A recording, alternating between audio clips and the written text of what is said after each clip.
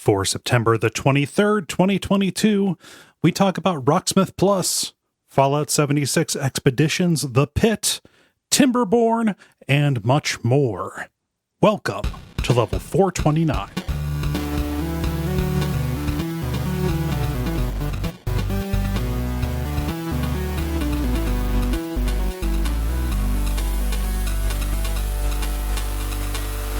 My name is Kole Ross. I'm Dennis Furia. I'm David Maismith. And I'm Ben Merkel. And you are listening to The Level. It's a podcast for people who love video games. We are back 2 weeks in a row, baby. Back. Oh, man. Did you miss us? Hopefully it was just the right amount of time. Like it is hard to miss a show when it is gone for the exact time that it is usually gone, which is 1 week. I think any more would be a little much. Yeah, speak for yourself. Okay. I like how long. You got to keep the mystery going. You do. Yeah. So I'm just going to throw to one of us randomly. How's it going, Dennis? What you been up to? It's going good. I'm fighting a little bit of sunburn because I was outside all weekend. Got to go to Kings Island, the local theme park, which also is one of the best for roller coasters in the nation. And my oldest is finally big enough to ride all those roller coasters that it's known for. So I spent more time on a roller coaster in this past weekend than I think I have in the past 10 years combined. But it was fun. It was a good time. And we were talking before we went on air, like my relationship with GeForces and nausea has aged pretty well, at least so far. So I could do it and enjoy it. Was not suffering to entertain the kiddos. And yeah, it was a good time. Nice. I'm happy to hear it. Yeah.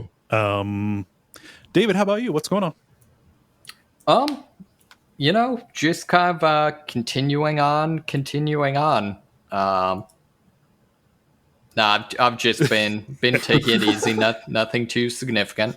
Cool. You've only made about 60 new outfits since we last talked. I understand. Slow week. Yeah, as you do. So, I'm learning bag and pouch making right now is my big thing I'm getting into. So okay, nice. Start up a side hustle on Etsy, making dice bags for people. Exactly. Ooh. Yeah. I just know people do that. I've had, if I had a reason to have them, there's an amazing set of dice bags of Mountain Goats lyrics based on D&D alignments. Nice. Oh, nice. Yeah. So just I forget what it is, but like neutral evils, like I hope you die, I hope we both die, stuff like that. I like the neutral good one because neutral good is a very good alignment in my moral system, but it's lyrics from I believe it's from Tallahassee or Sunset Tree, which is real good. And then they have one for like lawful or just chaotic stupid on there, which says it was a bad idea to buy acid. It was an even worse idea to try to buy acid from a cop. God, the Mountain Goats rules. It's we're coming up on 10 years since Transcendental Youth came out, which to me is the new Mountain Goats album. So dealing with that, processing that. Yep. Yeah. Ben, how about you? What's going on?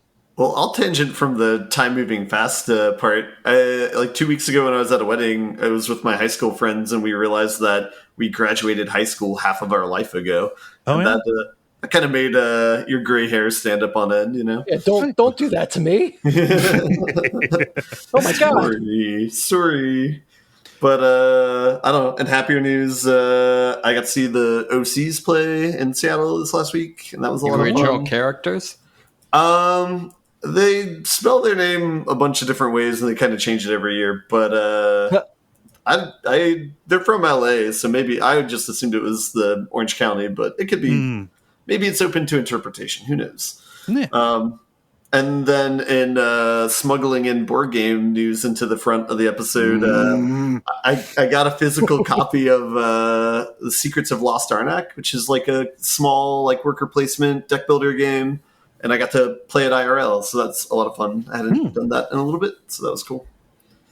Nice. Secrets of Lost what? I'm sorry? Secrets of Lost Arnak. It was designed by like a husband-wife team, and I think it was their first board game, but it's Nice. It's a nice, happy archaeology, like mystical type theming to the game. So the name feels like it could go like the Lovecrafty horror direction as well. I wish. Oh, I feel like Arnak is almost 100% an anagram of the husband's name. Maybe the designer is Min Elwin. Damn. Okay. They're from. I have no idea what the country's name is anymore. It's called Czech Games. So, Yeah. Yes. Wait, Nice. did they change their name again?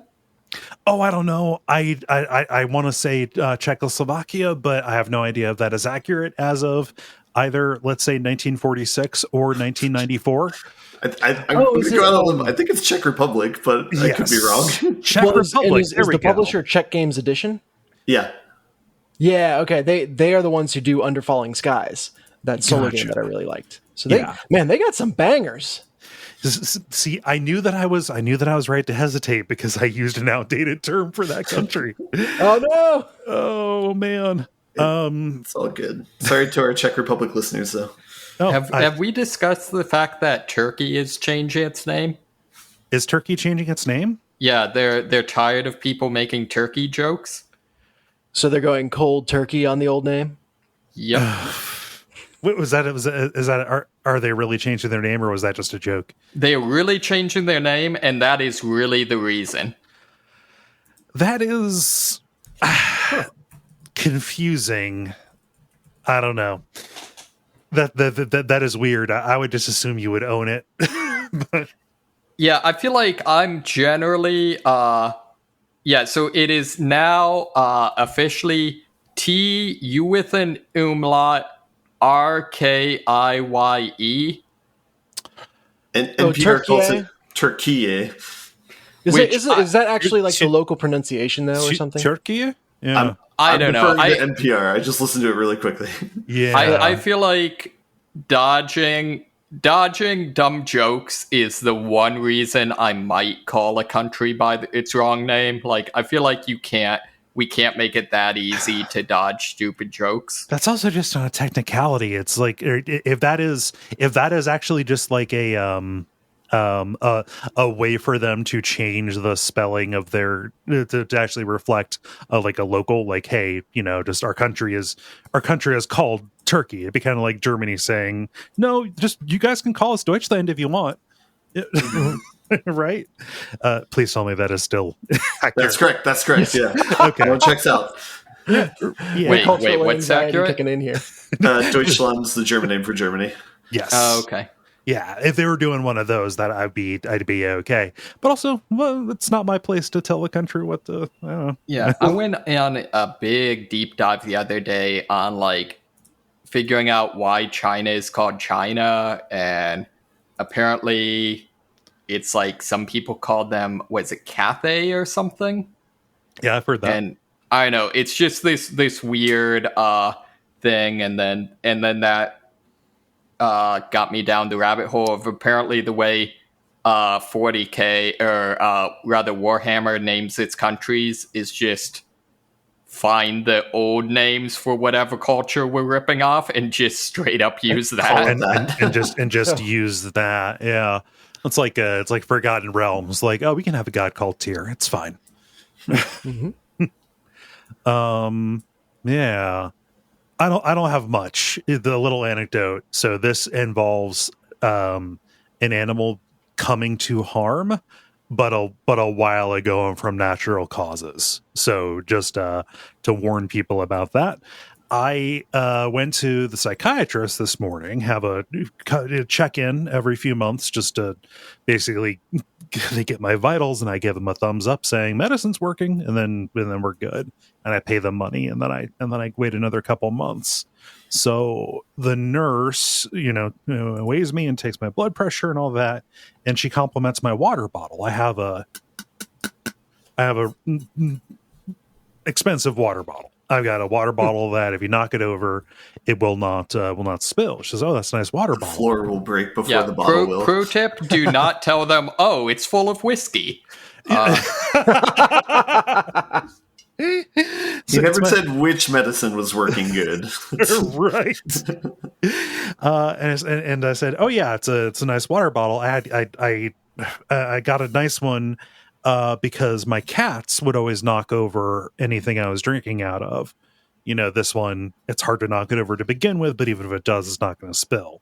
So I got talking about cats. She said, "Oh, my son has always been a cat person." It's like, "Oh, that's sweet." And then it said, "Oh, just the first cat he got when he was out on his own, got this cat, and it was missing a leg, and he adopted it. It was just real timid, but it was the sweetest cat in the entire world." I was like, "Oh, adopting, handicapped cat. That's great."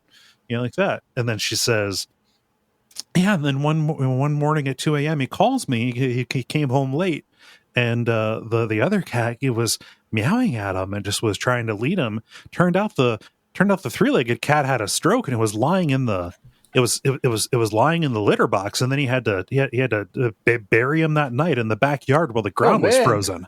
Jesus. Lady, you're taking my blood pressure. It's going to be high now. Actually, it was good. I was proud of my reading there, but it was just like, I was like, you may not know, like, I'm not here for depression specifically, but also your bummer story. And I was like, I didn't actually say this. So what I said was, "Oh, that's awful. I hope he was able to move on and take care of other cats," which is what you say to a human in that situation. But it's like, I would be really careful. Like just whipping that story out on someone. Yeah, that seems a little intense. Yeah. So go ahead. Did you see the headline today? The government now recommends that all Americans older than 19 be screened for anxiety. No. No, Crazy. I didn't see anything like that. It makes sense, but also, like, anxiety, I don't know, mental health screenings that are just like, "Hey, can you answer this questionnaire?" are a little weird to me. Also, I should amend my reaction and say interesting. Yes. Yeah. Given we're talking about mental health. Right. Yeah. I think it's more common now to ask, like, "Oh, how is what kind of anxiety do you have?" instead of it being like, "Oh, do you have any anxiety?" Yeah, like, is it situational? Is it because of gestures at everything, or is it, or is it affecting your ability to live your life? By which I mean your ability to work. Because that is the metric. I didn't mean to bring us into a bummer. I just thought it was real funny that this nice. Oh no! Don't worry, it's not you bringing us into a bummer. I just thought that was it was funny that nurse with all the best intentions just told me a real bummer about this sweet cat. Who it's one of those things, like, she made a connection, started telling the story, and clearly did not think in advance about where the story landed, and then could not stop. Just like, "Oh yeah, he adopted this timid cat that had one leg, or that was missing one leg. It was a sweet cat, and they had many years together." Cool. I love it. Yeah. So I used to have, she's going to her therapist later in the week, and how was your week? I told the cat story again. "Martha, we talked about this." See, I used to have a one-legged pigeon that chilled outside my apartment. Ooh, and right. He was a badass because you did something that would, like, normally scare a pigeon away, and they'd go flap away indignantly, and it would just give you the eye and be like, "Nah, I've seen some shit. You're not getting me to move." Pigeons rule. Like, everything that people say is bad about pigeons is actually just bad about cities. Yeah. Like, it's not their fault that, it's not their fault that we built these things that look exactly like the cliffs where they like to live. Oh man. Cool. Well, that sounds like some banter to me. I think that we should proceed to, the regular kind of show, what with the grind, the multiplayer, and the end boss. And why don't we get started with The grind. The Grind, where we talk about the games we have been playing over the past period of time or so. Who has something new? I have something new, but it's kind of a bummer. Oh, well, let's segue off of the bummer and then build up as opposed to ending with the bummer. Okay. Yes. Okay, sweet. So I reinstalled Fallout 76 because they released the new the Pitt expansion. Oh, yeah. Okay. And unfortunately, it's the Pits. Aww. That is probably the best thing to come out of this experience, not going to lie. Is the pun about, is it like a backslide for the game? Like what specifically is bad about it? Well, so the issue is the big pitch is like, oh, we're making this huge new expansion where, we're going to let you, explore new parts of, the Fallout world, and it's going to be, story driven and that sort of thing. What it really is rather than being like a regular map, like something you might expect from one, say the Fallout 4 expansions where you'd get a new map to explore. It's more like a very, very large instance. So you complete a series of daily quests, fairly easy daily quests, in order to get power cores for your vertibird. And that gives you basically one pass of, running through, going to the pit and running through this series of linked quest objectives, which are things like escorting NPCs and, protecting areas, killing enemies, that sort of thing. So it's basically a daily quest. Like a live game daily quest. Huh. And when you do that, you get new currency, which is inexplicably stamps that you trade to a stamp collector for gear. The other problem, though, is even the gear you get is just kind of shit. Because, one, you get, I think at most 8 stamps a run, and unlocking anything takes like between 100 and 150 stamps, something like that. Ugh. And then, most of the stuff, there's, a handful of cosmetics, 1 melee weapon, and 1 new power armor.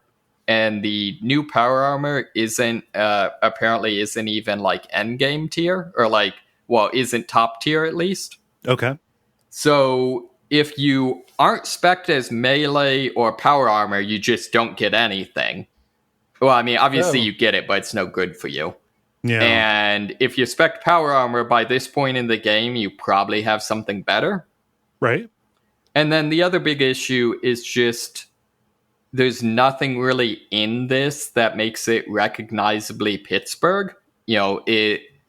There's 2 different scenarios, and the one I've played, it entirely takes place basically in this big factory. And yes, Pittsburgh has a lot of factories, and that's the thing it's known for in the Fallout universe. Right. But without seeing the larger world to be like, oh, this is the one place in America that can still manufacture, pre-war goods and stuff like that. Without seeing that larger world, it's basically just a factory that could be literally any other factory in the game. Right. So yeah, it's just, one of those things. The game is much, much better than when it released. There's a lot of good things they've done, but yeah, The other thing is it's very much built with multiplayer in mind, which I had thought they had learned better. Right. So, by looking into this, it kind of seems so.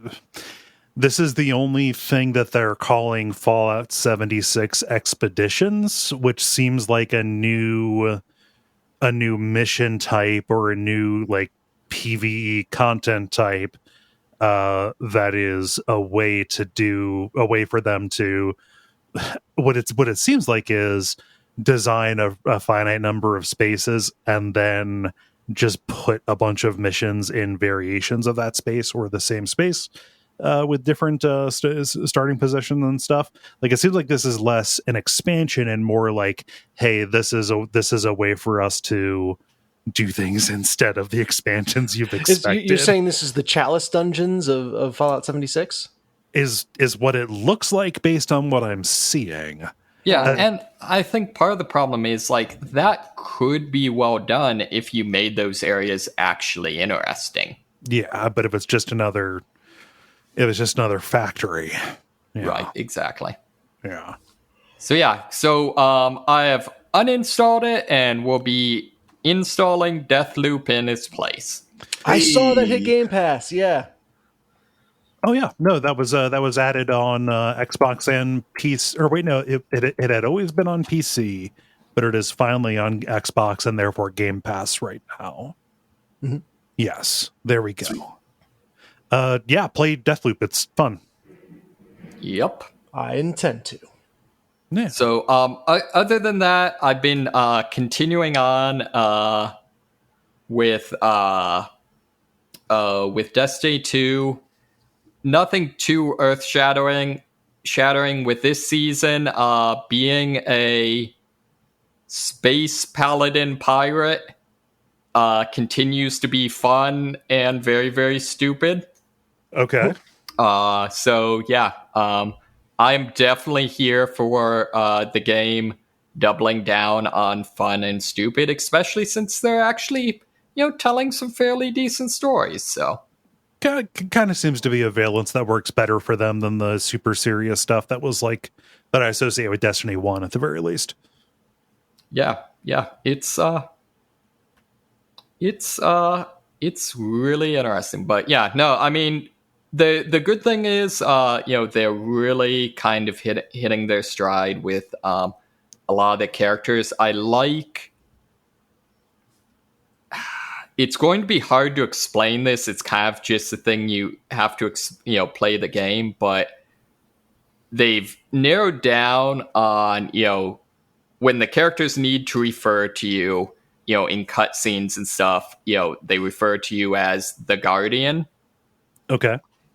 Which, technically, all of the players are Guardians, but they do a really good job of sort of threading the needle of like, you're not, the chosen one. You're basically a super soldier, but you're a soldier.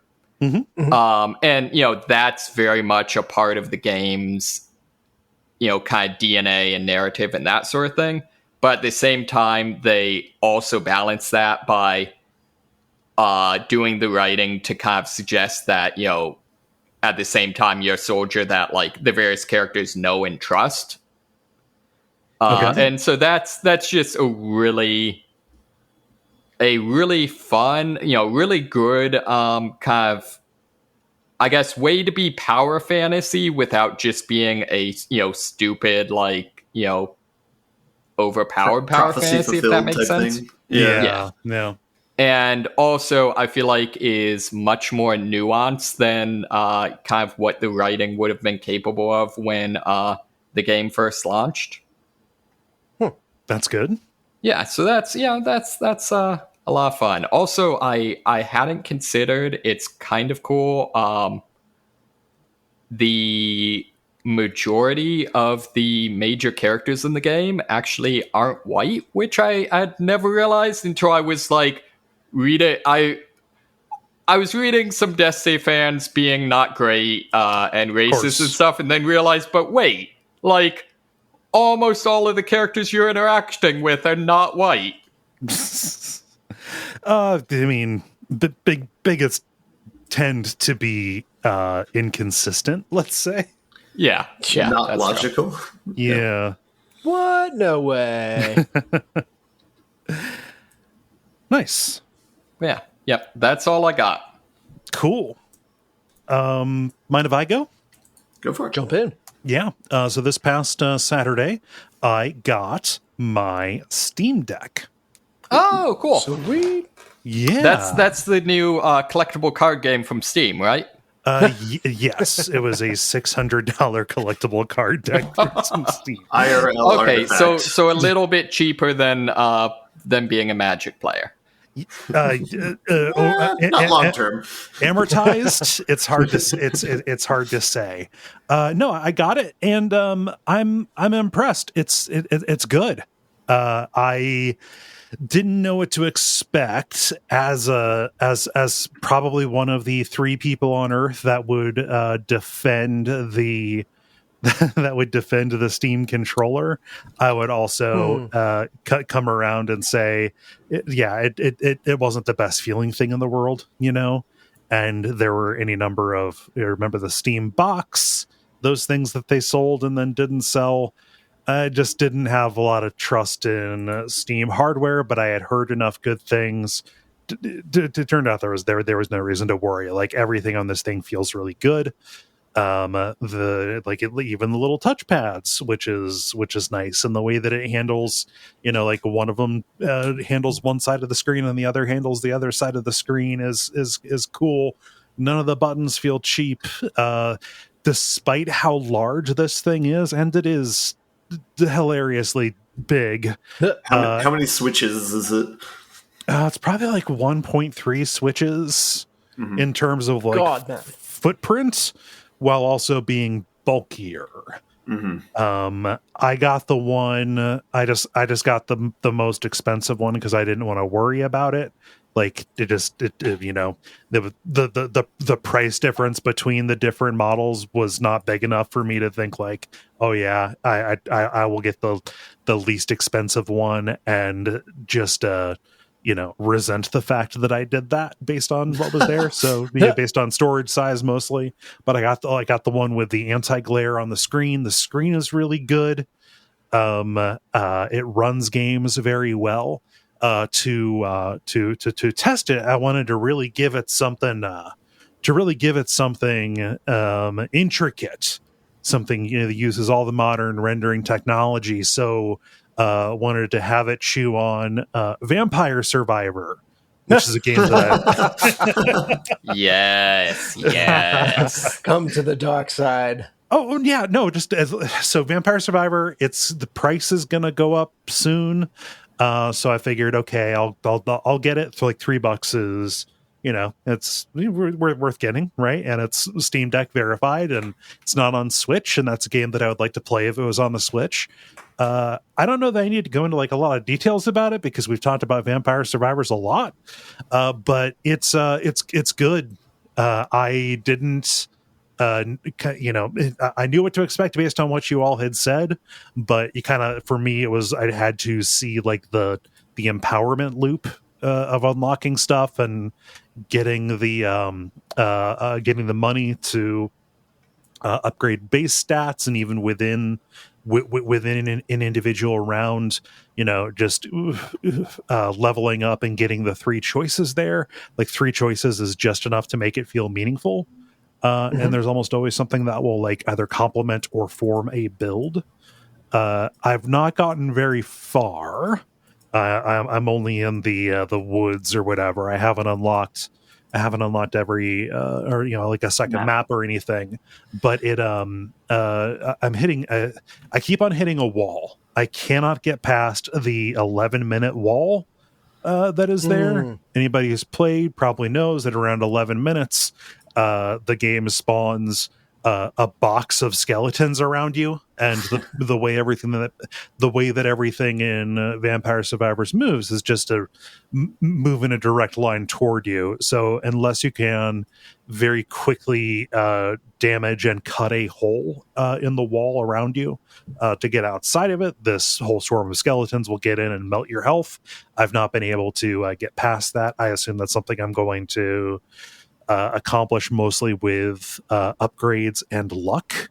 So, pro tip. Okay. Usually the way I do it is either just eventually they'll disappear, or B, I fairly often just run straight through them and take the hits.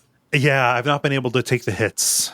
Well, I was going to propose option C, which is this is still luck based, right? But you occasionally enemies will drop things on the ground, and one of them, I forget which item it is like an instant screen clear. It's the rosary. Yeah. And so what I would do is, as I'm getting close to that time, as something like that dropped, I would just kind of shuffle around it, and make sure I kept it on the screen as best as I could for when that drop happened. Again, that you need one to drop close enough to the right time. It needs to be in a place where you don't have to walk away from or over it before you want. And then, that has a lot of contingencies, but what sort of builds have you been doing with your character? I've mostly been dabbling. So like I just unlocked the one with the diamonds. I don't know their weird little names for these things. I think it's called like the Rune Tracer or whatever. I just unlocked that person. Good. Yeah. I unlocked that, and I had a pretty good run with it right before recording, which has been good. I tend to favor increasing damage over other stats, and if I don't have the whips, I want to get the whips to deal with things close, because I don't trust the garlic. I think the garlic takes too many upgrades to get the clearing power that the whips do. For projectiles, I tend to favor the fireballs more than anything else. I've not found very good use for the chrono tracer or whatever it is that freezes things, or the holy water, or as they call it, Santa water. Which is, to me, that's what you call peppermint schnapps. Yes. I'm now going to call it that. So have you looked up any of the interactions in the game, or are you trying to find them naturally? I mean, I've played this game for 2.5 hours, so I've not put an awful lot of like research into it. It's mostly just been fucking around when I felt like I had 15 minutes to kill. Okay, cool. Yeah. But I to know that there are synergies is good. But yeah, I've not looked any up. Yeah. It's good. Like, I understand why this is a compulsive game for a lot of people. I'll probably end up hitting a wall where I don't unlock anything, or just if I get a couple of bad runs in a row, I'll be like, all right, bye game. As is always the case with anything roguelike or run based like that. But I already feel like I've gotten my $3 out of it. So yeah. Other stuff. So yeah, Steam Deck is good. I also played other more technically involved things, but not enough to feel like I could talk about them substantively. It's good. Like it is a surprisingly good piece of hardware. I streamed I erroneously called this an early access game, but it is definitely not. It actually just recently came out of early access like a month ago. It is a game on PC called Skinwalker Hunt. Skinwalker Hunt. I am to my mind, the Skinwalker is like it's a name for a shape-shifting monster that is generally seen out in the wilderness. I'm not sure if this is pulling from a particular from a particular myth. It mentions in indigenous folklore kind of stuff, but I've got no idea how it is. In this, a Skinwalker is terrorizing a patch of wilderness. A large just a large mountain woods kind of area around a lake. You are somebody who's been hired to hunt and kill this thing. And it also has made the animals in the area aggressive, and there are worshippers of the Skinwalker that are about, that kind of act like mini bosses. And the Skinwalker himself has a crazy amount of HP, only takes a couple of shots and then runs away. So it's a hunting game where you're like wearing down your quarry over time and gaining mastery of the space. Gaining mastery of the map is the way that you win things over a period of time. They call this it's a horror themed hunting game, is what it is. So do you have to do like hunting type things, like I don't know, managing scent, or using calls or anything like that? No, I was disappointed that it was not that involved, especially because it called itself a hunting game. Mm-hmm. It's more like like an open, non-linear first-person shooter. You can dash, you can run across, a fair bit across the map before your stamina runs out. Things like that. There are some things, so like you will find signs of the Skinwalker, either tracks or scat. And if you interact with it, it will give you like like your ESP will come, will activate, and you'll like get a sense of where it is, but only for a short amount of time. Because this thing is running and hiding from you and stalking you, and can also go invisible like the Predator. Of course. Does it ever turn into other things like people, or no? It has not done that for me. It's not a very good Skinwalker, yeah. which is why I opened up with, it's my understanding that the Skinwalker is this shapeshifter. No clue. The shape is just invisible, though. Yeah. So, yeah. Interestingly, apparently this game is a sequel. Or it's is it a sequel? I know that they made a game called Witch Hunt, but I don't know about. Or maybe a spiritual successor. They're connected. Yeah. Yeah, not like connected story wise, but same vibe of game where, there's a boogeyman out there in a map that you're exploring and kind of mastering. Looks like they got that similar look, similar vibe. Yeah. Maybe Witch Hunt, you're using slightly less modern weapons. Mm-hmm. But yeah, a vibe sequel. But I mean, yes. in this one, you're not really using modern stuff. You have like a scoped rifle, and you find a broken down shotgun that has a misfire chance on it, which actually is super. I feel like that's being managed to make to make dramatic moments. There were times where like, oh my gosh, this thing is coming right at me, and I go to fire, and my first shot is it's a misfire, shit, and then you press the button. It's like basically the same trick Far Cry 2 did, right?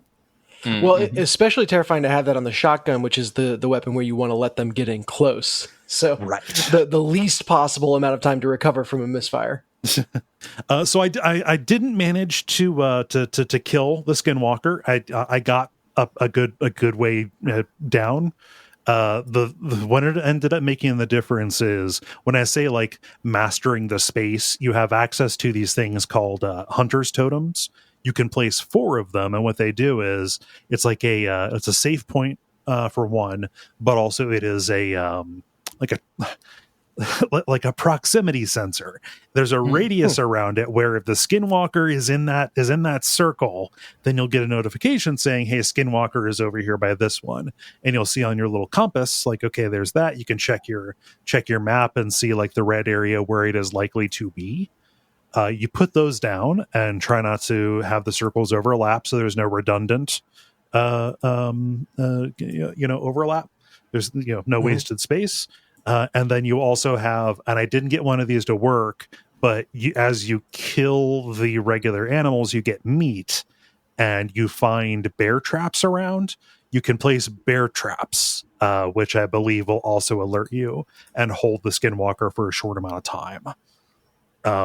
So there's that. I think that if I had learned to lean on all of that a little bit earlier, I might have made a little bit more progress over the course of the stream.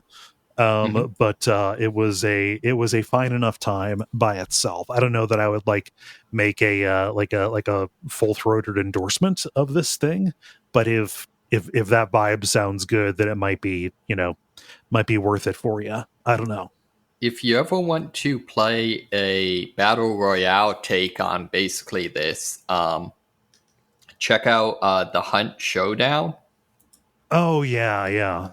No, that one's been kicking around for a while. Yeah, it's a very, very solid take on what what it sounds like you're talking about, anyways. Mm-hmm. This would not be the first the first horror hunting game I would recommend you play. Let me make sure I get that, because I've talked about this before. There is a game called Squirrel Stapler that was made by the developer who did Dusk, David Szymanski. It's in DreadX Collection 2 on Steam. Squirrel Stapler is, I believe, it's simpler than this, but also it is also like a little bit more effective in terms of both hunting and horror. So yeah, I would recommend doing that one first. But this one is, I think, a little bit more overtly spooky, a little bit less absurd on its face, let's say. Yeah. Let me check the time. How long have I been talking? I was going to talk shit about Rocksmith Plus. Is anybody interested in hearing that? Ooh, or sure. do we want to segue off of it? Okay. I am actually curious. So Rocksmith Plus is not very good in a world where you can still buy Rocksmith 2014 and also one of the real tone cables. They are $30 on Amazon. You may be able to find one locally. Who knows if they are putting more of them out there. Rocksmith Plus, as it exists, I wanted it to be a good thing, because I really believe in rhythm games as a way to appreciate music and also learn how to play and create it. The previous Rocksmith game, specifically 2014, I stand behind as being very good teaching tools, especially because they have the little lessons built in, but at least with the official songs that you get, they do a very good job of working you up the difficulty curve, where okay, you're playing the root note, and then you're playing, the root and another thing in a chord, and you're not playing every note in the solo. But you're going up there, and the next time you play, maybe there's a little bit more until, ta-da, you're playing the entire song. It's somebody holding somebody holding the handlebars while you're riding the bike, and then they take their hands off, and hey, you're going. You didn't know you could do it, but you can. Good stuff. Love Rocksmith 2014, especially with the ability to download custom DLC. Great. Rocksmith Plus has a lot. I mean, basically has the same bones, right? Same visual tablature where the notes are coming at you. It wasn't broke. Don't need to fix it. Works great. The problem is that though it touts itself as a more, as an effective teaching tool, there is nothing that I see in Rocksmith Plus that provides a more substantial, let's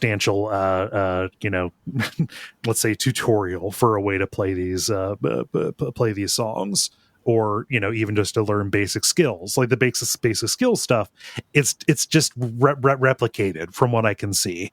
Little videos explaining here's how you do this, and here's an exercise to illustrate the concept. For the songs that they have, for the ones that Rocksmith itself has charted, which I will get to that in a minute. They also are keeping track of your performance with particular skills, things like sustains, things like chords, arpeggiation, hammer-ons, pull-offs, slides, bends, and any of those kinds of things, and saying hey, you should really, you need to practice this particular spot that was giving you some trouble. And then you go in and repeat it, and there's the skill. Here's a refresher on that particular skill, and it kind of makes a little profile of you as a player. All that fine and good, but not necessarily, I think, more, let's say, effective than playing a song that you know and recognizing that you fucked up. Like, oh, I played that part of the song bad. I want to go back and isolate that section of the song and play it slower and then faster, which is something that the previous game could do. I make a point of saying that you want to do this with songs that you know, because that's, I think, important. You know the song, you're more likely to play something if you're, for me anyway, I'm more likely to want to master something if I like the song, you know. Just there you go. I just that is important. The soundtrack in a in a music game is a big deal. With the exception of a few like high profile like singles that they have on here, this is a dog shit soundtrack. They have 5,000 tracks. They have 5,000 tracks in this thing, and it is really bad. I want to do a little exercise. Name an artist. Okay, well, I'll get us started here. Artist who appears in a lot of rhythm games. Deep Purple. Okay, 70s rock. You know, solid riffs, good solos, stuff like that. What song would you expect to be represented if you had Deep Purple on the soundtrack? I don't know if we know the Deep Purple discography. Yeah, I'd go with Purple Rain. Okay, just to make your eyes twitch. Google says I should expect. All the dad rockers who listen to this are going to be really disappointed in all of us now. Yeah, you would expect Smoke on the Water, Highway Star, Hush, the three right there. Okay, none of them present. Wow. Yeah, name another band that you would expect to see in a Queens of the Stone Age. Queens of the Stone Age, not present. No. Ooh. Eagles of Death Metal. No Eagles of Death Metal. Sorry. White Stripes. I do not believe that there are any White Stripes. Not on this. They were the White Stripes or Rockin' Towards something else. They had Jack White songs in the original one. Yeah, no, they had 16 Saltines in there. I think there was a Raconteur song in the original. Yeah, no, none of that. While I'm in mainstream, like Fall Out Boy, Green Day, like stuff like that. Let's see here, Fall Out Boy. Nothing there. Yeah, good Lord, what do we have on this? So you see on here, yeah, Franz Ferdinand. Okay, yeah, Franz Ferdinand. What song do you expect to hear on that? World War II? Take me. World War One. No, take me out. Right, there was a song on the original Guitar Hero. No, nothing there. Jeez. Yeah, so that is something that is, if they have an artist that you recognize, it is very likely that they do not have the song that you want to hear. Okay. And you know, even if you like know the band, but like aren't necessarily crazy about them. So, the band Everclear from the 90s, you know, oh wow. Father of Mine, wonderful, a cover of Brown Eyed Girl. I will buy you I'll buy you a new life. Okay, so first off, all that they have are the re-recordings of some of those songs. Okay, Do you mean like they did a cover band, or what do you mean? No, it's like, it's not the original recordings of Everclear doing it. It is Everclear like coming back and like, oh yeah, we're going to re-record these songs. Oh, so it's not specifically for Rocksmith, or well, I mean, just for them to release. So okay. I assume people want to buy an Everclear song, want to buy an Everclear album, but even that, okay. So we've got this. So here's the other thing. All right, they've got some of these songs. So a song I recognize, Wonderful. Okay, like every Everclear song, it's a song about your parents disappointing you. All right, they don't actually have they don't have a chart for that.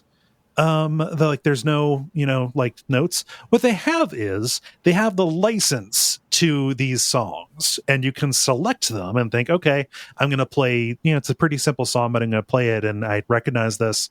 We're going to get there. Instead of having like a lead chart or like the rhythm part where every little note is charted out, instead what they have are chord charts. Okay. Oh.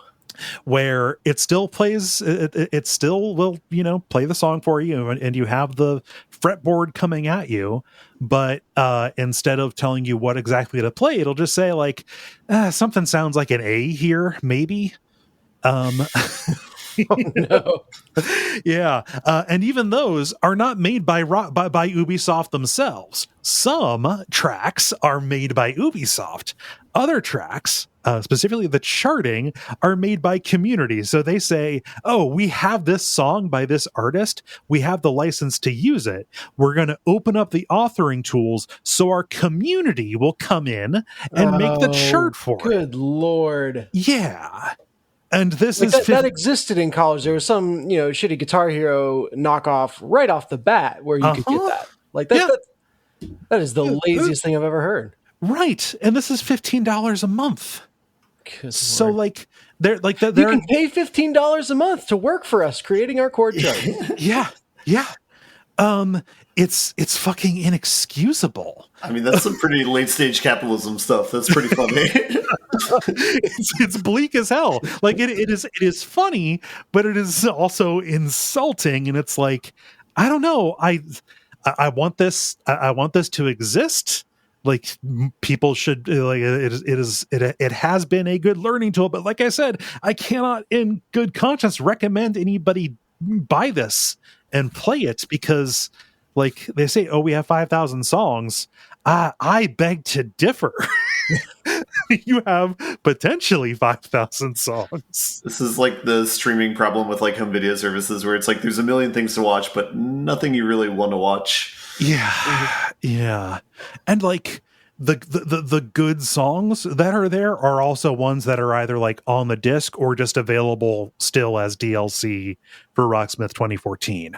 So like, looking at the most popular, Eurythmics, Sweet Dreams Are Made of This, or Bill Withers, Ain't No Sunshine, Boston, More Than a Feeling. Like all of those are there.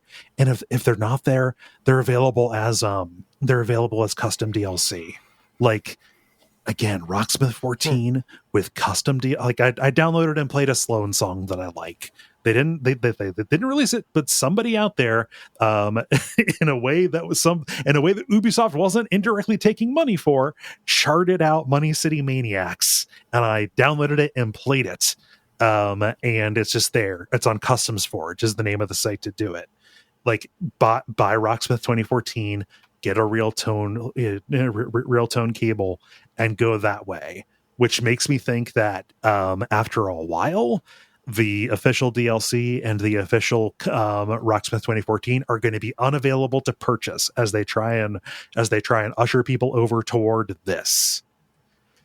Yeah, that is the worst part. They're pulling the old one down.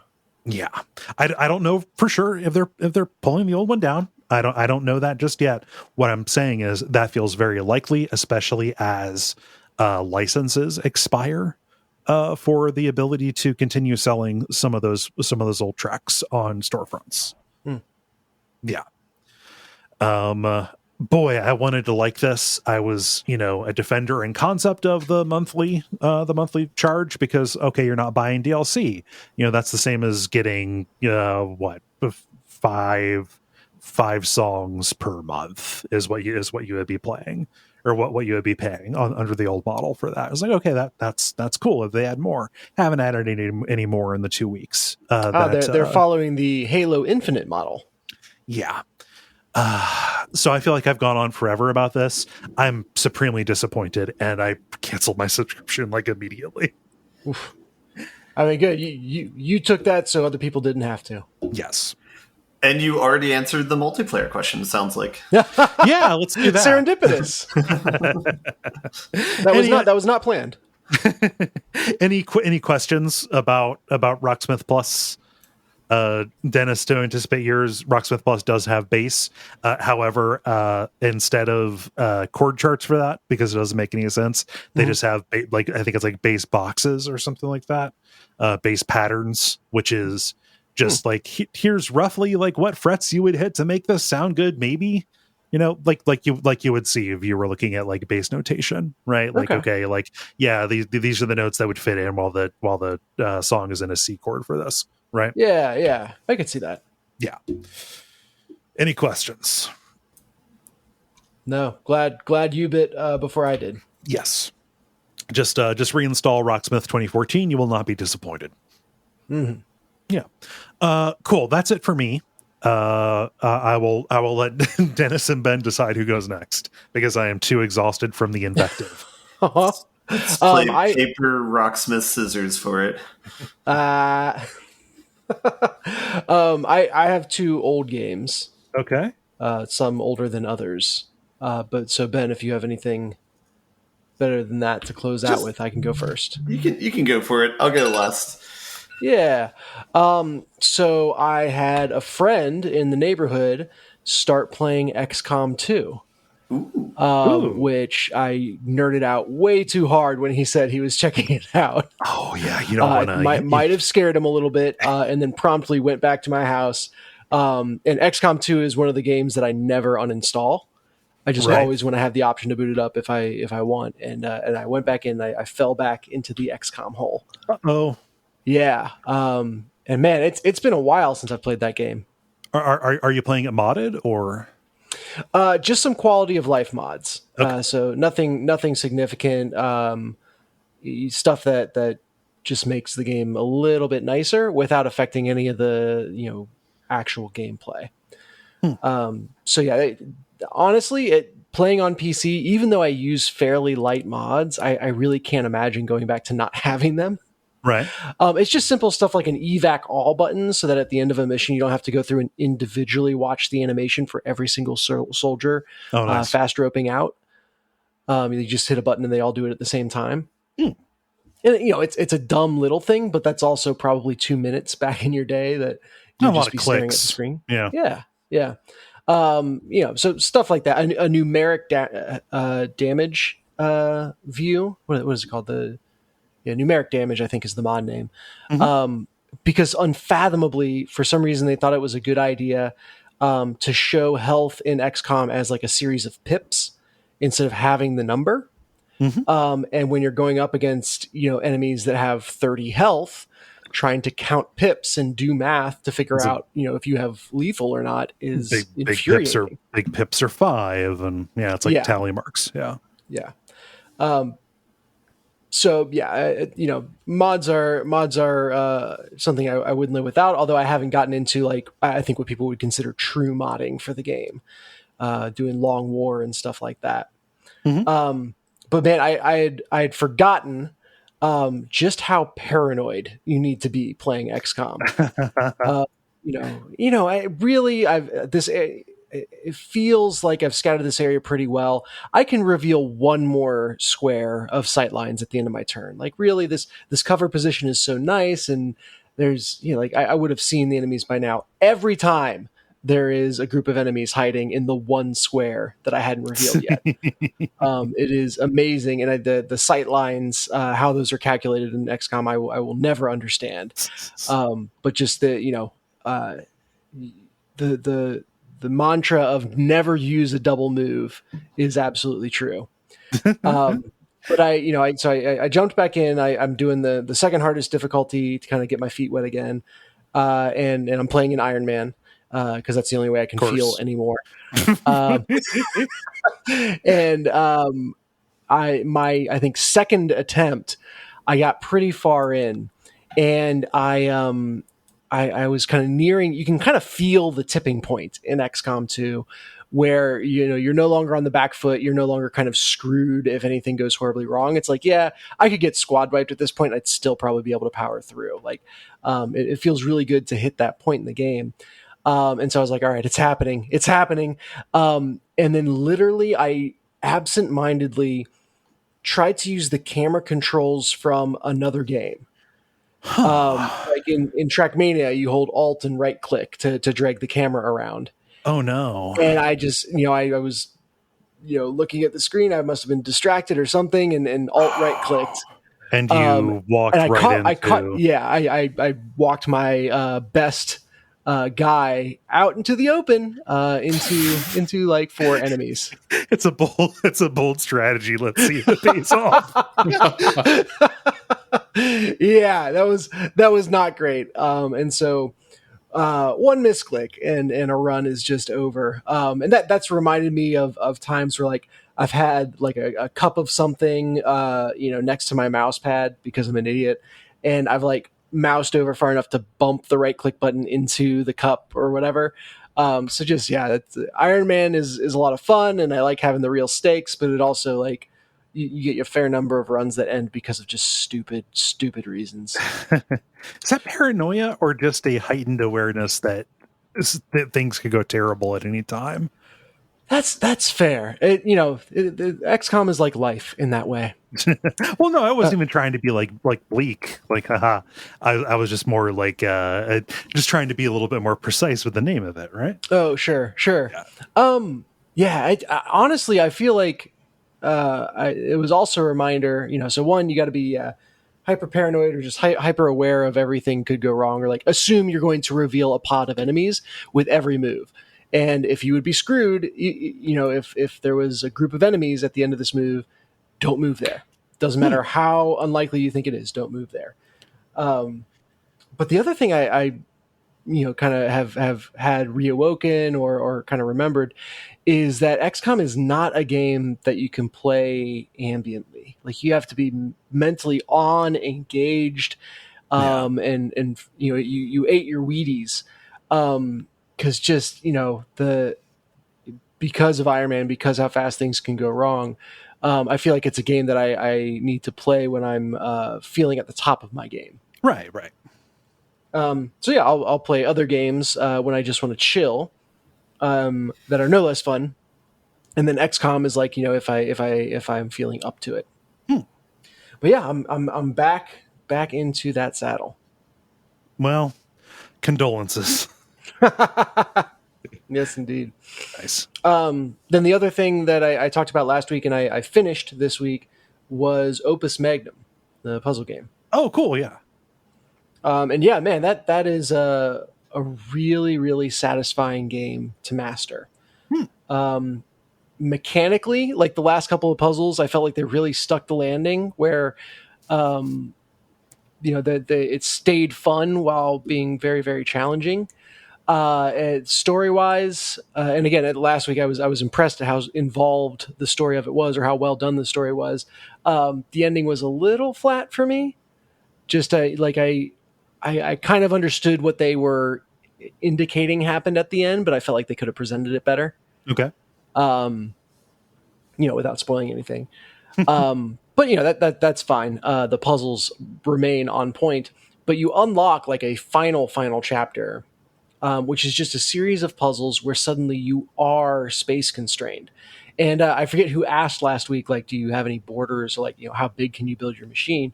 And in the entire main story, there's no constraints. You can build it as big as you want. However, in this kind of final set of challenges, there is very tight constraints. And the convention is like, oh, now you're using an alchemist's field kit instead of the table in your lab. And okay, it's this is a time-honored tradition that alchemists have vied with.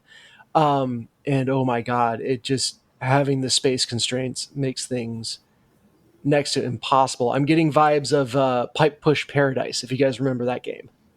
Yeah, no, I remember that. Just one of the many Steven sausage roll likes. Mm-hmm. Mm-hmm. Yeah. Oh, that's another great analog for So this is Opus Magnum by way of Steven Sausage Roll, and it's got that infuriating quality where you can be so close to the right answer.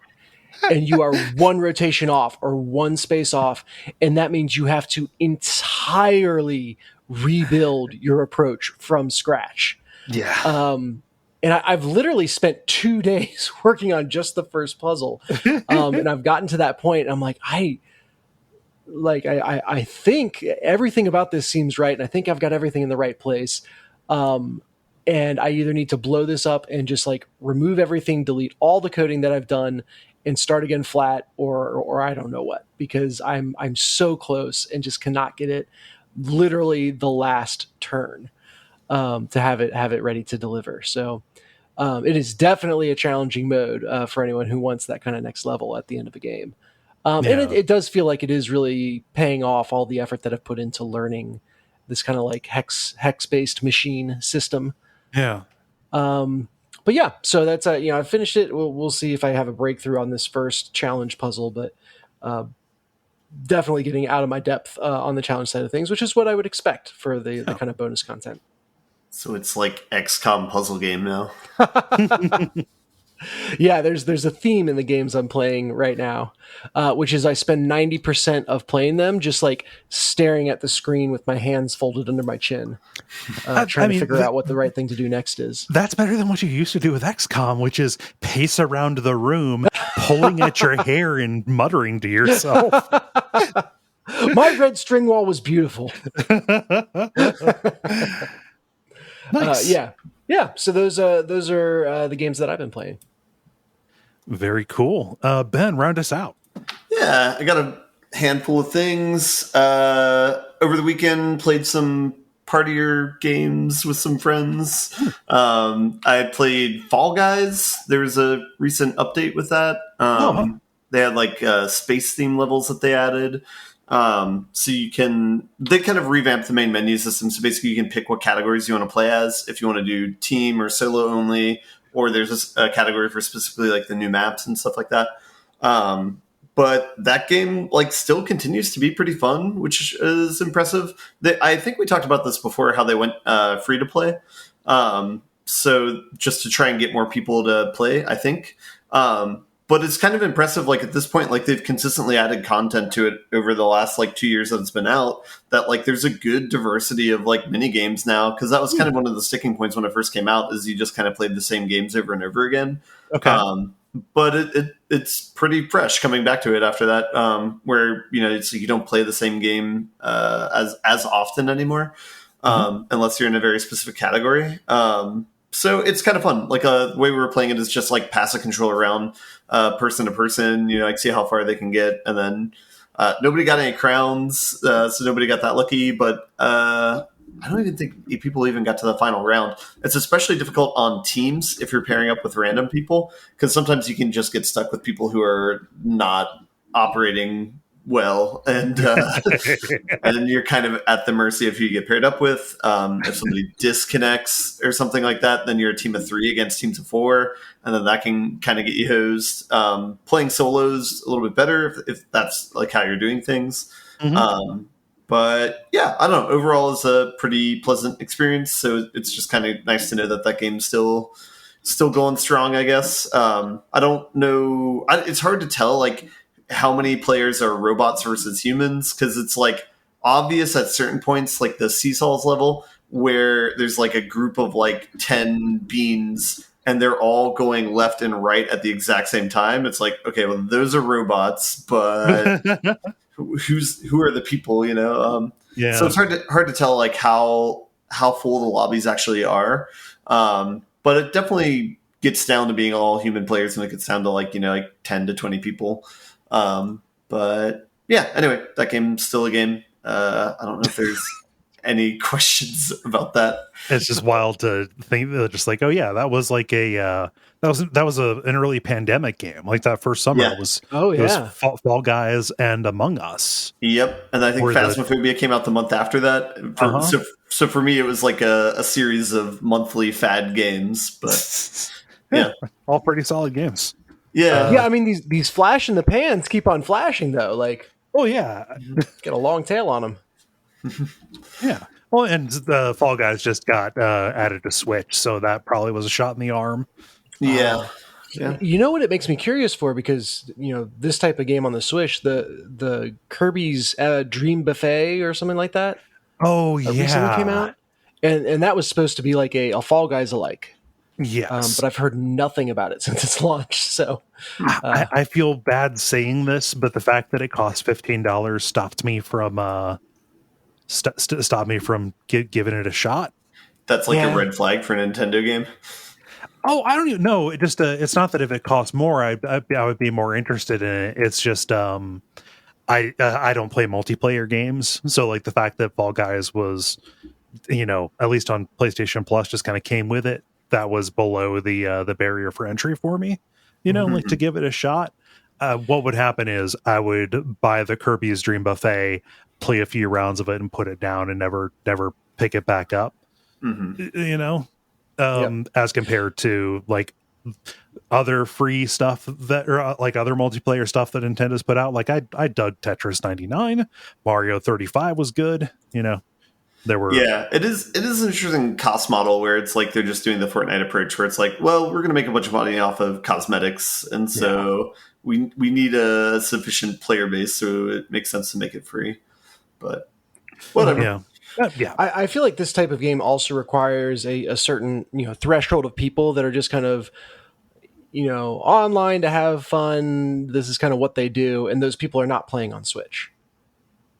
Right. Yeah, I think if you're like playing with friends, well, I mean, it could be different things. Like if maybe for a younger crowd, Switch could be a viable way to do multiplayer. But yeah, like this still is a good game if you're playing with like friends on PC or something. This is definitely an option, up there with like Left 4 Dead or something like that, as far as an enjoyable way to pass time. But anyway, I'm gonna move on. It's an old game. I played a game that I had not played before that's a little bit newer. I played Teenage Mutant Ninja Turtles Shredder's Revenge. I can't remember. Did anyone else play this on the podcast? No, I haven't touched it. Okay. Yeah, no, I haven't gotten a chance yet. So it's made by the people who made the Scott Pilgrim game, and it's basically trying to capture the old arcade feel of like the old Ninja Turtles games, like Turtles in Time. Okay. So we played with 4 players. I'm not sure where it maxes out at. You might be able to play more since we had more character options. But it's like old school arcade game. It's like the old Simpsons games or anything like that, where it's you have a screen, or like the old X-Men Konami game. Yeah. If anyone remembers this, it's like that. You have a screen. There's a bunch of people come on it. You beat them up. They have a complicated control scheme, or more than I was surprised by, I guess. And I'm not sure how to best. I don't know what the best way to go about trying to teach people that on an arcade. The way it does it is it just shows you like 20 different slides of the different like moves that you can do.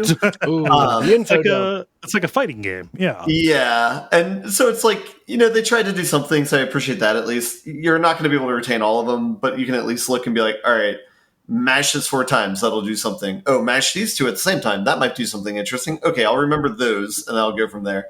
And that's kind of basically how it goes. Is like while you're playing, you might try some more elaborate things, but you honestly don't need to know all the controls to make it through the game. We made it to the final boss just on that brief tutorial, our first time through. So you don't have to master it right away. Still have fun with it. But yeah, it's there's 2 different modes too. There's the arcade mode is the one that we played. And then there's, I don't know if it's like a story mode or something else. And we didn't play it, so I don't know how it's differentiated from the arcade mode. But there's a regular, I think, story mode that you can play as well. Arcade mode's pretty fun. You're just button mashing everything. The way they do specials, so unlike like X-Men, the arcade game, where it's like you just have like 2 and then you're done, you basically charge up your specials by attacking and killing people. Basically, the common flow is every enemy will have some sort of moveset and basically some sort of way to attack and hurt you. For example, some are these like ninjas that come from the top and they just spawn with like a downwards attack. So you basically need to get out of the way, otherwise you'll take damage. If you take enough damage to where you would quote unquote die, you have a countdown timer like from 10 seconds. Anybody can go next to you and feed you pizza to revive you. Of course. But if anybody like were to attack them while they're doing that, it breaks and then the timer keeps down ticking. If you're feeding them pizza, the timer stops. Okay. So there's this kind of like pressured moment where it's like, all right, let's try and revive this person before they die. If they die, it costs them a life. And then there's a fixed number of lives you have before you perma-die on the run. We did not beat the final boss. I was the last person left alive, so I was like soloing against the final boss, which was very stress-inducing, especially after being very reliant on it being 4v1 when it comes to boss battles. But yeah, overall, if you're looking for like one of those old school arcade experiences, this is a really good representation of that. And it's definitely fun to play with people in the same room. I'm not sure how it plays online. or if that translates. But yeah. It seems like one that I would want to play with people around, for the cheering, that Yeah. kind of ambience, energy there. Yeah, and they show you two stats at the end of every level that you can kind of like get competitive over. One is the total number of enemies you killed, and the second one is the highest streak that anyone achieved, which is most number of hits without getting hit yourself. Oh, nice. So, yeah, I don't know. It's a fun, cute little game. There were a few bugs with like characters bugging out when they like did a down attack, but overall it's pretty minor. It played pretty well. Nothing too debilitating there. Anyway, I'm going to move on from that to the last game that I got, which is a new one.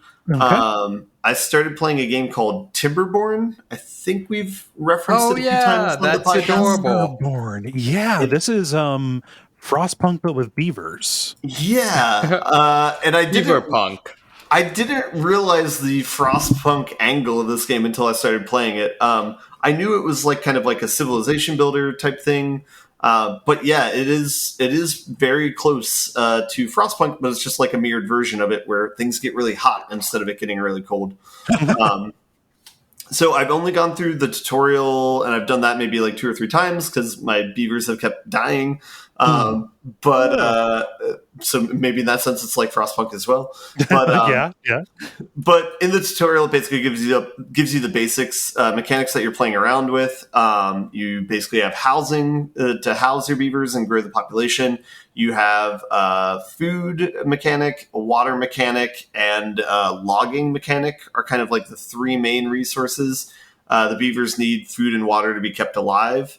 They need housing to be happier and to repopulate, increase their population. They can get freaky out on Maine. Yeah, pretty much. They just sleep in the moonlight by themselves, I guess, if they don't have a home. Forever alone. Yeah.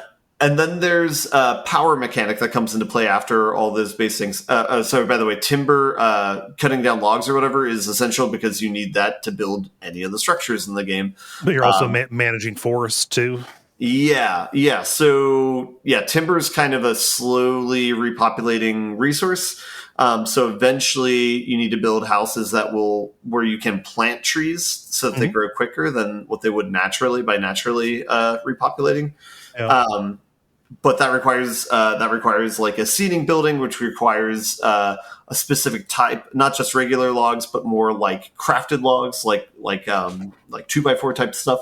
And you get those through powered buildings, like buildings that require electricity. And you get electricity by making dams and water wheels and stuff like that. And those probably redirect the water, and you have to plan for that with your building? Yeah, and you can have droughts with the weather so that your power goes down. There's an alternative to this. There's manual power that you can have by having beavers just run on these like hamster wheels, essentially. Oh, that's degrading. Yeah, but it's it's like cross-speciing it. But that's not as efficient, and that's kind of like a last-ditch effort. There are like batteries and stuff where you can try and retain power, the same way that there's like vats for water and storage for logs and food, so that you can try and build like a supply of this for the harder times when there's droughts.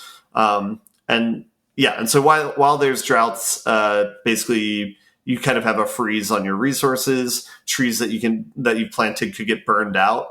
That sort of thing. So there's a lot of setbacks. So hopefully you have enough resources to survive that. Like Frostpunk, there's like a forecast system where it'll alert you when there's a drought coming. And it'll basically be like, hey, in 2 days there's going to be a drought. Like figure stuff out.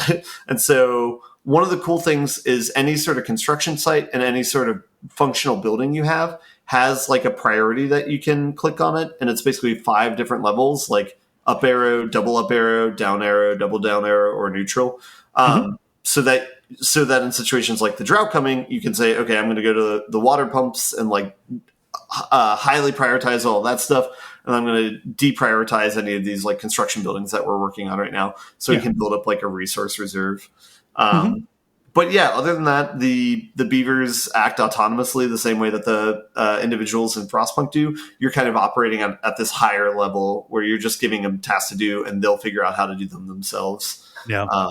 So yeah, so far it plays pretty good. I'm super early in it still though, so I can't really comment on like how deep the mechanics go or where it goes from there.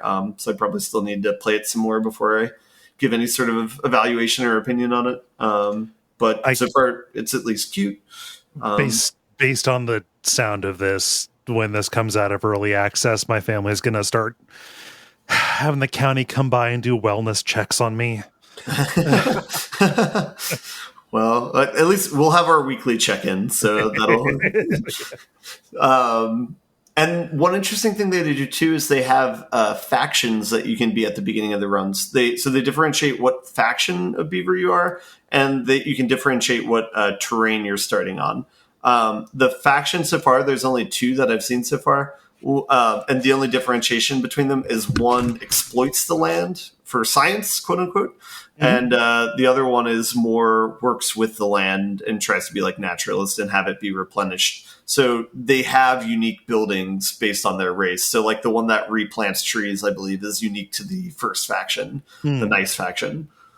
But yeah, but that one, I think to unlock it, you need to get their like happiness level to a certain degree that I haven't gotten to. So I haven't unlocked that yet to see what it's like. It's a little bit like, oh gosh, Surviving Mars has like different corporations that you start as. That has similar kind of feel to it. Just bringing in another colony builder survival game to throw on top of there. Yeah. Yep.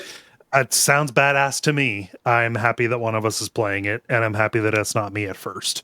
Well, I don't want to heap so much praise on it. It's interesting so far, but I'm not. I don't want to make it seem like everyone should go out and buy it or anything like that. I'm not endorsing it or anything yet. So yeah, but it's just interesting so far. It sounds like a lot of the right pieces are there. Yeah. Nice. That's all I got. Cool. Well, that sounds like a segment to me. Multiplayer. Now it is time for the multiplayer, where we ask you a question and then you answer it. I'm laughing at the picture you chose, Dennis.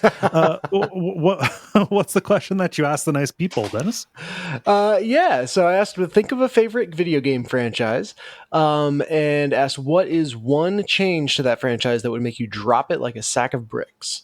And I kind of take as read that the creators being hateful in some way would get you to walk away. That one is a layup. But what are some other things that would get you to just turn your back on a franchise? Yeah, I'll start with Sean here, who says Metal Gear Solid. I would drop the series if it had a game with an unfinished story or which makes you replay missions with modifiers. Oh wait, it unfortunately happened and is called Metal Gear Solid 5. Oh no. Yeah. Snake. Yeah, I would recommend people listen to the Watch Out for Fireballs episodes about Metal Gear Solid 5, but not if you like unconditionally love that game or Hideo Kojima. I unconditionally love half of that game. We don't have it doesn't hold up. David, what does Greg say? Greg says any franchise that goes totally multiplayer. I don't mind an entry or DLC that's multiplayer only, but I have no time or interest to play a totally multiplayer only series. Makes sense. Yeah. What would you like? Ben, what does Ollie say? Ollie says Hitman, the best overall series of last generation of consoles, in my honest opinion. Agreed. If it went to a truly open world, like an Ubisoft title, I'd walk. Those games are so well precisely because of the scripted moments, and then allowing you the freedom to do anything within the rich levels they've built. Makes sense. Yeah, no, that would suck. Like Hitman operates on the perfect scale, which is large levels, but very intricate. Yeah. Dennis, what does Jeremy say? Jeremy says, any franchise with no co-op or main solo story. Also, any franchise that would become pay to win. Hell no. Yeah. Yeah, monetization is another way to ruin pretty much anything. Yeah, make it exploitative. Yeah. Callum says, adding pay real money loot systems. No, thank you. Ugh. David, what does Rookie say? Rookie says, procedurally generated Dark Souls. Proc-gen Dark Souls misses the point so hard, I would almost expect it to be Frog Fractions 4 in disguise.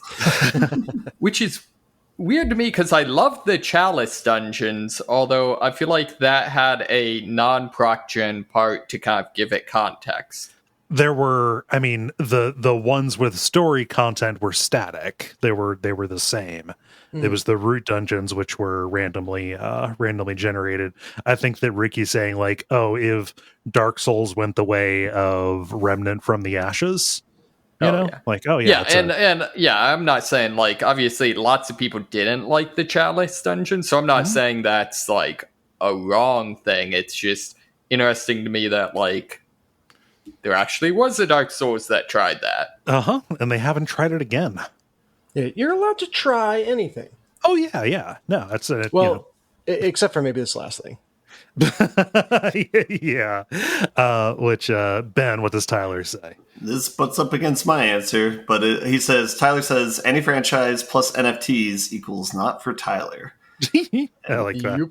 I was going to use my real life example of Storybook Brawl, which I dropped like a hot sack of potatoes. Is that an analogy? We'll say that's an analogy. It is now. As soon as they partnered with an NFT company. So. Did they back off of that, or was it too late? Nope. No, I think it's like the NFT company owns them now, so they cannot back out of selling their company to them. Yeah. Yeah, that's rough. I mean, I kind of did mine with Rocksmith. Like, go back and listen to that 20 minutes where I just spewed bile about it. So I'll go ahead and forego mine. David, how about you? I'd say going free to play, implementing Battle Royale, and anytime a game company says that their game is non-political. Oh, yeah. That's a pretty good one, yeah. Yeah, it's rough. It's kind of like when people say they're moderate on dating apps. I know what that means. Yeah. No, I would like that. I would like that to mean what you think it means. But actually, it just means you're afraid to call yourself a Republican. Oh, no. Yeah. Sorry. That took me to a bad spot. It means you have some shame, but not enough to get you to change. Did you have anything else besides NFTs, Ben? No. Yeah. Do I need anything else besides NFTs? No. NFTs are all you need. They're the way of the future, man. Well, Ethereum moved to a proof of to a proof of stake model, so everything's solved. It's not a scam anymore, guys. Yeah. Sorry, I had to mute because I was violently vomiting. They have one less insurmountable problem now. Time to buy in. By the dip. Dennis, how about you? Yeah, I was thinking, the Jack series of games is one of my favorite franchises, and not that they're doing any new games for that, but in playing back through them recently, I realized there's a lot more horny in those games than I remembered.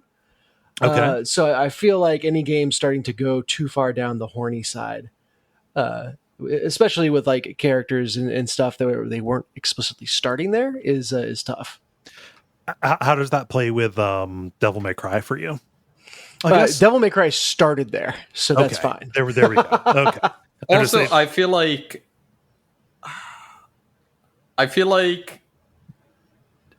I know. I'm not sure I could call Devil May Cry horny. It's more just awkward. Oh, okay. It's like someone with no concept of sex discovered the BDSM look and decided it was pretty rad.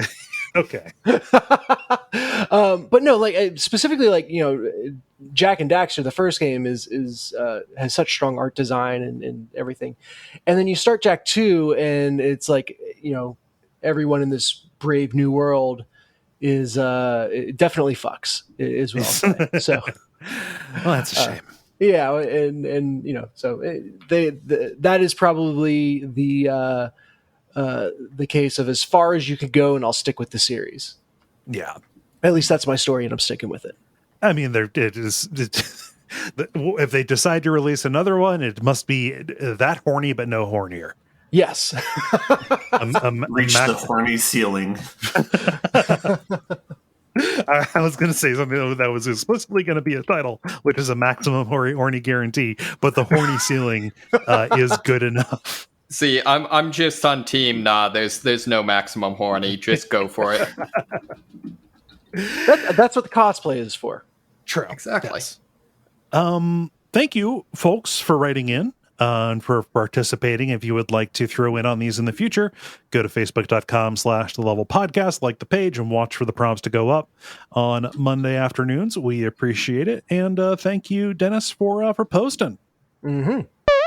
The end boss. Now it is time for the End Boss, where we talk about things that are happening in the world of video games that are exciting to us or otherwise noteworthy. Greta the cat understands that the show is about to wrap up. She is rubbing up against my ankles. So that is funny because Get him, girl. She knows. Start out here, just in the order that these were posted. Hey, David, what's going on in the wild world of sim games? Yeah, so someone released a game called Sim Nimby, which you start up and it's appears to be a clone of the old Sim City, the original Sim City, but then you click to build something and you're presented with, oh no, you can't build. Here's a excuse from one of your constituents. The example in the image on Motherboard is very funny. The quote is, "Live, laugh, love showing up at these town halls and stopping your building." Or can't build in Nimbyville. That is quite good. Yeah, so as you might imagine, you cannot build at all. Like it's kind of a joke game. It has 54 different Nimby slogans. So some of them they highlight are the only thing urban I want to see in my neighborhood is Keith Urban. And apartment buildings cause crime. Where do you think the people who killed Batman's parents lived? Man, and the next two are fucking brutal. Which are, this is a nice neighborhood. Or public transport would transport the public here. Probably the most, like, you said the loud part out loud is housing. Surely there must be other ways to deal with the unhoused. They would not call them unhoused. Yeah, that is not the word that they would use. That is a sensitive term. Oh Lord. Oh fuck. That is really funny. By which I mean a depressing reminder. It's not even just a city thing. We got the big years-long campaign of NIMBYs against wind farms out here. See, we have anti-NIMBYism here, where there's constantly construction and stuff. It's just always in the place where there was previously Section 8 housing. Yeah. Well, we need parking lots. So, Jesus, I don't actually feel that way. I'm going to go on to something only slightly less depressing. This is more of just a vibe check for everybody in the room here. Over this past weekend, possibly the biggest data leak in video game history has happened. By a leak, I mean it was revealed to be a hack. Rockstar has acknowledged that, the information that came out about Grand Theft Auto 6 is indeed genuine. But there was just a ton of gameplay videos, information, documents, code that was published over the weekend. which is not good for anybody. Because as much as people might say, like, yeah, transparency is cool, like whatever, also there's no context for this stuff. And this is probably going to delay the game and cause a studio that already has really rough labor practices a lot of heartache and a lot of this is going to fall on people who are already had a lot of pressure on them to deal with this. I'm not going to go ahead. Oh, I was going to say, this is something I had a hard time understanding. Like, I have a hard time understanding why devs are so like upset about it, or like why this is such like a setback. Like how does this like inhibit their ability to continue working on it? Like, is anybody judging? Oh, sorry, go ahead. The two things I've heard is, one, people are dumb and are looking at like super early stage stuff and being like, oh, this game is shit. It's like, yeah, it's barely done. There's a ton of that. There have been death threats about it, and there's been, calls to boycott, stuff like that. Yeah. And then the other thing is the threat, and maybe it's been made good on by this point, but the threat to release all the source code. Yeah, there's also that. Basically anything proprietary that may come out because of this would effectively need to be redone. It's this is based on what I have seen from like developer threads saying like we had a breach that wasn't even 1/10 of this, and it created months of work. So I guess I still don't understand that. It's like, why do they need to recode it even if it's made public, like the code that's leaked? For like IP reasons, for exploit reasons, stuff like that is what I saw. But I also I didn't internalize all of it. I'm just kind of taking it on trust that they are representing the truth. Yeah. I do kind of, again, not advocating that this is a cool thing to do or anything, but I do kind of appreciate the irony of GTA being the victim of a heist. Yeah. Yeah. So, but yeah, there's also just been a ton of reactions from people not understanding that games, like even large games with a lot of money behind them, look like garbage up until the polish phase. Stuff like that. Just not a lot of context. One of the screenshots that was leaked looked amazing. Like, I thought it was an actual photograph of a person, but it was like in-game image. I haven't seen any of the gameplay videos though. So I feel like my overall take on this though is, after having played GTA Online, I didn't have any hopes for this game not being super exploitative anyways. So, right. I don't know. Yeah. You're the one who played it. I hadn't. It's just I don't know. I don't think it's anything this team needed. So next time. Again, not to actually advocate for hacking, but it's like hack the multiplayer games so that they cancel that and keep making single player games. Hey, there's an idea. I'd appreciate that. But. Yeah, no, I can get behind that. Oh man. That was my story. Let's see here. Ben, what's happening in the world of Resident Evil? Yeah, so this was something I didn't really know about before this article came out, but there's a DLC coming out in October 28th for Resident Evil Village. It kind of has a couple different things on it. One of the main things is there's a DLC called Winter's Expansion, which is featuring around the character Rose, who's the daughter of, is it Ethan is the main character? Yeah, Ethan and Mia. Yeah, in Resident Evil Village and the previous game. But the news item about this is that this will be the last kind of foray into the Winter storyline in Resident Evil. So whatever the next game in the series is will be about something different.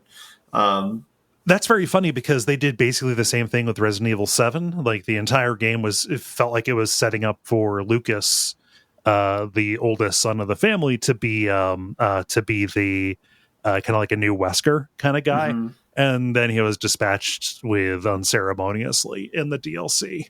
Yeah. And it kind of felt like the stuff with Rose was going to be a sequel, and kind of seems like not the case. Weird.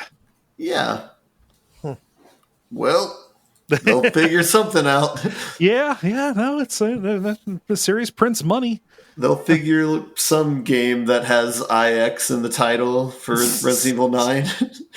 I'm just hoping they get back to making action games. Well, who knows? They're trending in that direction from 7 to 8. So I feel like this joke has been made before, but they should do Resident Evil 6, but spell it SIX and highlight the IX because it's Resident Evil 9, just a remake of Resident Evil 6. That would be incredibly funny, and it would also, I think, make the entire world explode. I think that would be only make 5 people happy, and all of them are affiliated with this network. So Jala and the 4 people she co-ops the game with. Yeah. I know that there are 3. I know it's me, Jala, and Gary. Gary's a defender as well. It's funny because we were just talking about this, and I know 6 David is definitely the height of the series. Yeah, so there's at least 4, and there's probably somebody else. I think maybe Allison really enjoys it. It's we would be the sole locust for that product, and that is 5 copies. I don't know that's gonna keep the keep the studio afloat.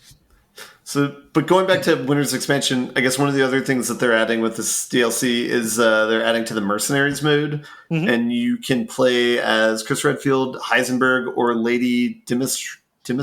I don't know how to pronounce her Dimitrescu. Yeah. They say it the wrong way, and they're Dimitrescu.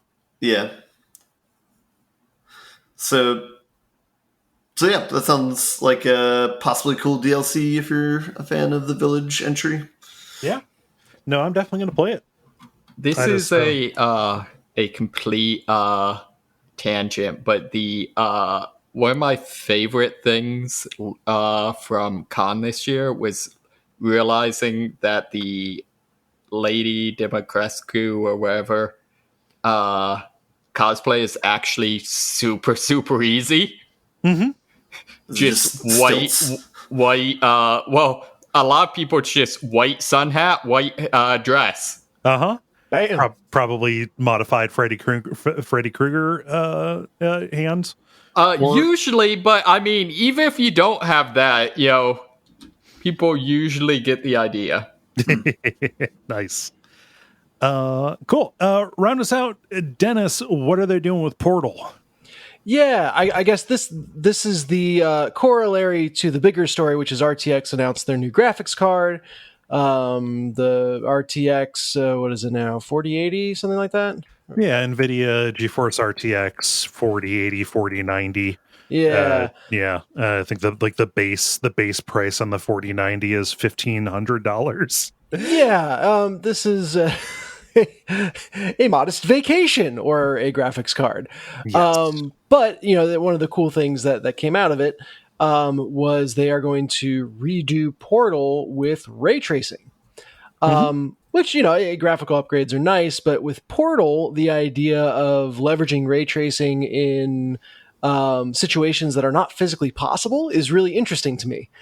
So you can literally see the light shining through the portals and like illuminating the floors in different ways. Everything has that little bit more glowiness to it. Yeah.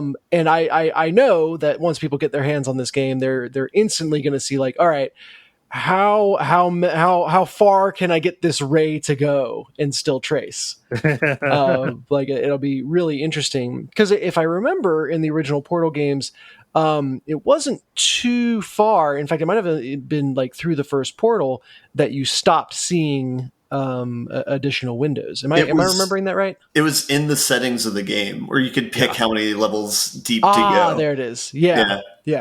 I'm very intrigued to see, what the limits of this new graphic card are, and how many portals deep we can get. My inclination was to scoff at this because I don't think of Portal as being an especially visually demanding game. Even at the time, it was kind of very clearly not a student project, but like they had just hired people in off of a student project where you used test chamber kind of stuff. But then you mentioned the portals, and I thought about the complications with the ray tracing, and then my nose started bleeding. Yeah, so absolutely. I take back my initial. I both cop to and take back my initial instinct of scoffing at this. Yeah, I mean, technically, if light can move through the portals, that would violate thermodynamics, right? I mean, sure. Yeah, why not? You can just simulate thermodynamics being broken, but I can't tell you you're wrong. Yeah, no, I don't know enough. I couldn't tell you. Guess we'll have to play the game to find out, huh? Yeah. But it is like, you realize when you start watching the ray tracing trailer, just how many instances there are of light showing up in weird places, and like you said, Portal is not the game that I would have pegged for like really needing ray tracing. But seeing it in motion specifically makes me realize, like, oh my god, this, like, it really does make a difference. Yeah. So yeah, very cool. I'm not shelling out $1,600 to play it. No. But I will watch the videos showing people who did. I mean, I have a graphics card from 2019, I think, and it's an RTX. Like, it wasn't a crazy expensive one. I got the budget one. But like, this says any RTX or any anything with NVIDIA's ray tracing will be able to run this. So I might actually be able to get a version of this to work. Oh, sweet. Yeah. You can just go, 1 or 2 portals deep. Yeah, exactly. Yeah, I feel like, though, I've got an even better idea than this, which is make a new Portal game. That's clearly impossible. So I was going to say do Portal 2 with this technology. Oh, that would be crazy. Kind of above board. I didn't talk about this. I replayed Portal 1 and Portal 2 this last week. Just on a whim or whatever. But Portal 2 is a far superior game to Portal 1. Mm-hmm. It is, striking. Would it be harder to do ray tracing in? I'm actually... I don't know. I would say because like the facility is really decayed, and like you end up with those long sight lines of just the cavernous. That's a good point. Yeah. Things are a little bit more. Let's say the modularity is retained in the original. Let's say because the apocalypse hadn't happened that long ago in this one. Yeah. Let me see here. Kind of related to that, just about Valve stuff being modified for visuals. I think over this weekend or sometime this week, a VR patch was put out for Half-Life 2. Like, fully playing Half-Life 2 in VR, which sounds amazing to me. All right. Until I remember, what is it? Route Canal? Maybe motion sick, just on a flat screen. Presumably, I imagine they would add like the VR controls that they have in like Half-Life Alyx, where you can like ping places to bounce to. But yeah, that would sound miserable otherwise. Yeah, I think they would do a full Alyx. Oh, also we just wait, let me double check. Yeah, and everybody's gonna I'm going to cut that out. It'll be... Yeah. Drop edit marker. Oh, yeah. No. They're there. We're on marker 20 because of all the hiccups on the back end here. Ooh. Oh. Cool. Let me see here. That was all. How do we feel about buttoning it up? Let us button. The credit. Thank you so much, everybody, for listening to level number 429. Really appreciate you taking the time. If you would like to help us out, you can leave a rating or review. You can subscribe. If you're just listening to one episode, go ahead and subscribe. You can go to Patreon, kick us a few bucks. That gets you bonus content for other shows and things like that. And most of all, tell your friends. Tell your friends and come back next week. All of that is good stuff. Anybody have anything they want to plug, update on? Anything like that? I will be. I can't remember if I said this last week or not. I will be at Sin City Con. Oh, nice. On October, I want to say 8th. So the Saturday of that weekend. Is that in Vegas or is that in Cincinnati? No, that is CIN City Con. Oh, Okay. Yeah. Nice. Is that with Foreteller again? Or are you doing your own? No, I got my own spot. Cool. Right on like the corner of an intersection though. So hopefully lots of traffic. Neat. And if anyone's in the area and going to Sin City Con or interested in checking it out, I will be there on Saturday. Yeah. October 8th. Tell him hi. Dennis is a very nice man. Yeah. Unless you get to me before my coffee, and then I'll yell at you. No, that's not the thing. That's weird. I didn't realize you were a Kathy person.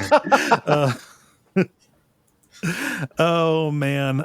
Cool. Well, I've been Cole Ross. You can find me on Twitter at Cole Ross. I've been Dennis Furia. You can find me on Twitter at Deck of Wonders with underscores between the words. I'm David Maismith. And I'm Ben Merkel. And stick around for some titles.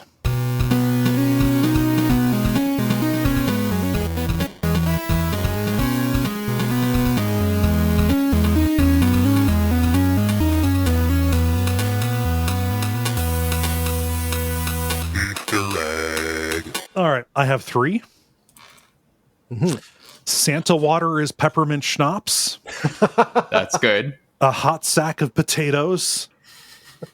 And the horny ceiling. Nice. I have 2. I have the shape is invisible. And 5 people like it, all on this network. On this network. Okay. We have a wide array of titles this week. Yeah. I have 3. I've got Rocksmith Paper Scissors. Okay. I had the horny ceiling, but I styled it as what came immediately before, which is that horny but no hornier. Okay. And then I have Portals Deep. Ooh, yeah.